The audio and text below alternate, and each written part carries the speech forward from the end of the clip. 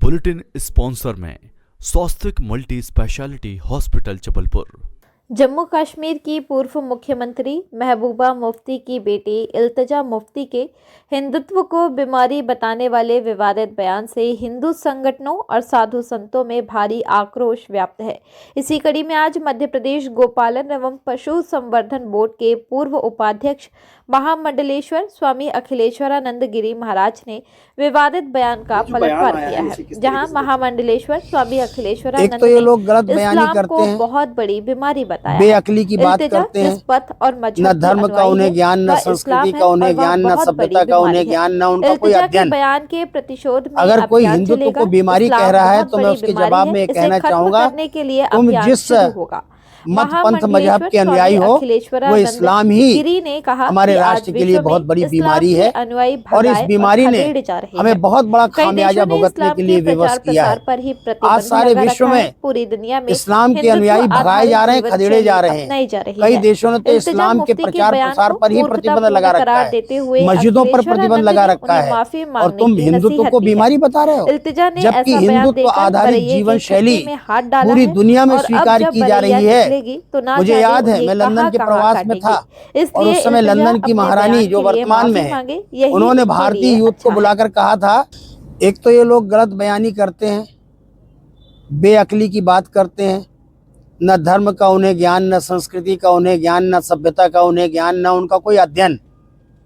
अगर कोई हिंदुत्व को बीमारी कह रहा है तो मैं उसके जवाब में ये कहना चाहूँगा, तुम जिस मत पंथ मजहब के अनुयायी हो वो इस्लाम ही हमारे राष्ट्र के लिए बहुत बड़ी बीमारी है और इस बीमारी ने हमें बहुत बड़ा खामियाजा भुगतने के लिए विवश किया है। आज सारे विश्व में इस्लाम के अनुयायी भगाए जा रहे हैं, खदेड़े जा रहे हैं। कई देशों ने तो इस्लाम के प्रचार प्रसार पर ही प्रतिबंध लगा रखा है, मस्जिदों पर प्रतिबंध लगा रखा है, और तुम हिंदुत्व को बीमारी बता रहे हो, जबकि हिंदुत्व आधारित जीवन शैली पूरी दुनिया में स्वीकार की जा रही है। मुझे याद है मैं लंदन के प्रवास में था और उस समय लंदन की महारानी जो वर्तमान में है, उन्होंने भारतीय यूथ को बुलाकर कहा था कि यहाँ जो कुछ हो रहा है उससे आप ग्रहण मत करिए। आपके भारत का जो हिंदुत्व प्रचार हो रहा है वो हमें स्वीकार है। आपके हिंदुत्व आधारित जीवन शैली, हिंदुत्व आधारित संस्कार ये पूरी दुनिया में अमन चैन फैला सकते हैं, और वसुधैव कुटुंबकम का संदेश तो हिंदुत्व ने ही दिया है। सर्वे भवन्तु सुखिनः सर्वे सन्तु निरामया, ये कहने वाला साहसपूर्वक अगर कोई धर्म है तो वो हिंदू है, और हिंदू ने पूरे विश्व में विश्व शांति का, एकात्मता का संदेश दिया हुआ है। इसलिए मैं कहना चाहता हूँ उन महोदया से, इल्तिजा से, कि तुमने ये अनर्गल प्रलाप किया है, तुम्हारा वक्तव्य जो है मूर्खतापूर्ण है, इसलिए मैं तुम्हें जवाब दे रहा हूँ। हिंदुत्व तो हमारे पारलौकिक जीवन और लौकिक जीवन के उत्थान का माध्यम है, लेकिन इस्लाम तो एक बहुत बड़ी बीमारी है।